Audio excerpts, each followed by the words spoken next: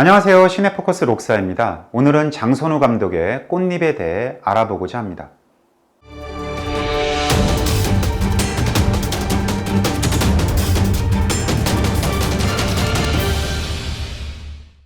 장선우 감독은 코리안 뉴 웨이브 작가군 중 가장 논쟁적인 감독이라고 할 수 있습니다. 그는 파란만장한 필모그래피가 쌓여가는 동안 한편으로는 한국 영화를 이끌어갈 천재 감독이라는 찬사를 받았지만 또 다른 한편으로는 한국 영화계의 이단아라는 적지 않은 비난을 동시에 받았던 감독입니다. 장선우 감독은 리얼리즘 미학을 통해 사회윤리적인 억압에서 벗어나 자유를 추구하는 주제를 다양한 작품에서 선보입니다.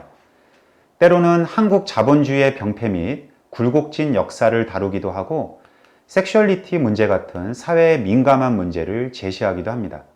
자본주의 사회를 과장된 스타일과 우화적인 이야기로 비판한 성공시대로 데뷔한 장선우 감독은 두 번째 작품 우묵뱀이의 사랑에서 소시민들의 일상을 세밀하게 다루는 독특한 리얼리즘의 세계를 보여줍니다.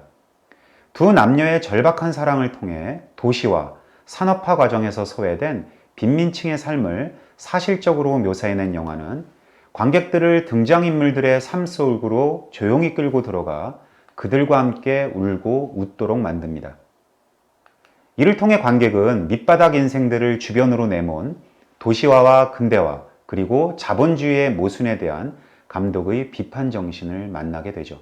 화엄경은 1980년대에 치열했던 진영 논리로부터 한 걸음 물러나 철학적인 반성과 변증법적인 사유로 만든 장선우식 불교에 관한 영화입니다. 종교의 중생구제의 실천을 영화적으로 구현한 수작이라는 평가를 받은 화엄경은 해외 평단에서도 상당한 관심을 받으며 1994년 베를린 영화제 알프레드 바우어상을 수상하기도 했습니다. 1997년에 개봉한 나쁜 영화는 도시의 주변부로 내몰려 주류 사회로부터 소외당하는 길거리 양아치들의 비참하고 우울한 삶을 사실적으로 그려낸 문제작입니다. 나쁜 영화는 캐스팅 단계에서부터 파격적이었는데요. 몇몇 주연급 배우를 제외하고 대부분의 극중 양아치 역할을 맡은 배우들을 실제 길거리에서 캐스팅하거나 폭주적을 데려다 썼다고 하죠. 1990년대 후반 들어 표현의 자유가 확대되고 성 묘사가 대담해지면서 과격한 성적 묘사로 등급 보류 판정을 받은 영화들이 무더기로 나오게 되는데요. 이 중 가장 논쟁적이고 정치적이며 도발적인 문제작이 등장하는데 그게 바로 장선우 감독의 거짓말이었습니다. 장선우는 가학 및 피학의 주체가 뒤바뀌는 장면을 통해 젠더 간의 권력 전도의 징후를 묘사하고 더 나아가 한국 사회 현실에 대한 통렬한 반영과 조롱을 시도했는데요. 당시 거짓말이 한국 영화계와 대중문화에 미친 영향은 실로 엄청났습니다. 이 영화가 예술적 에로티시즘 작품인가 아니면 단순한 포르노물인가라는 논의부터 시작해 표현의 자유 문제로까지 확장되어 사회의 보수 세력과 진보 진영이 끊임없이 격론을 펼치는 상황까지 갈 정도로 대단했습니다. 우여곡절 끝에 모자이크 처리와 부분 삭제 후 2000년 1월 8일에 개봉된 거짓말은 당시 서울 관객 31만 명을 동원하며 흥행적으로 성공했고 결과적으로는 등급 보류가 위헌이라는 판결을 이끌어내게 됩니다. 2002년 개봉한 성냥팔이 소녀의 재림은 장선우 감독의 마지막 연출 작품이 되고 마는데요. 이에 영화 한 편으로 충무로는 엄청난 타격을 받게 됩니다. 당시 한국 영화 사상 최고 제작비인 110억 원이 투입되었지만 흥행에서 참패를 기록하게 되면서 제작사와 배급사가 폐업되거나 상장 폐지되는 초유의 사태가 벌어지고 만 것이죠. 마치 마이클 치미노 감독의 천국의 문이 흥행에 참패해서 할리우드 유나이트 아티스트사가 MGM 스튜디오에 합병되었던 상황과 매우 비슷한 사건이 한국 영화 산업에서도 벌어진 셈입니다.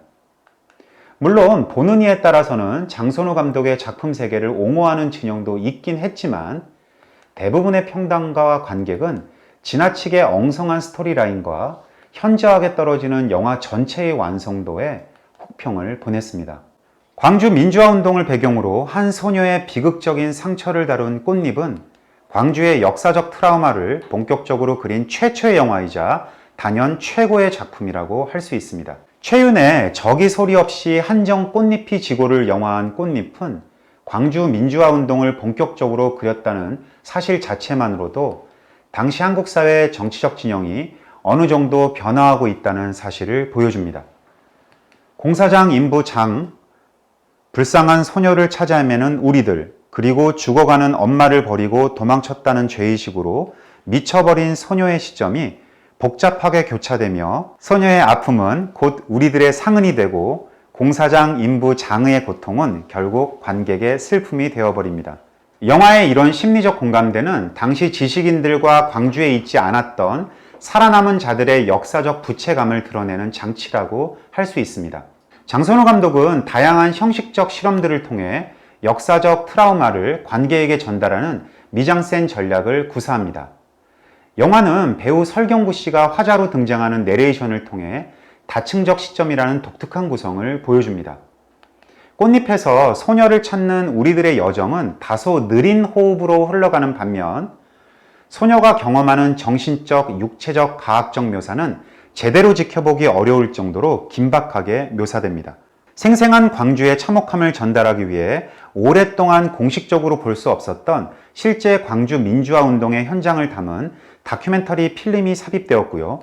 또한 여기에 소녀의 봉인된 트라우마를 우화적으로 표현하기 위해 애니메이션 영상도 효과적으로 사용됩니다.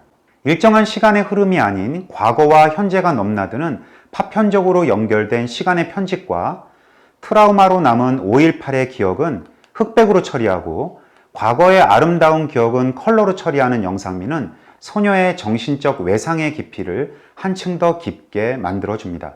카메라 역시 리얼리즘 계열의 영화에서는 흔히 보는 정적인 화면보다는 객관성과 주관성이 혼재되고 동적인 움직임이 강조되는 영상미가 돋보입니다. 가공된 픽션의 이야기지만 형식상으로는 다큐멘터리처럼 보이는 이런 영상으로 인해 관객은 마치 그날의 역사 한가운데에 있는 것 같은 착시를 경험하게 됩니다.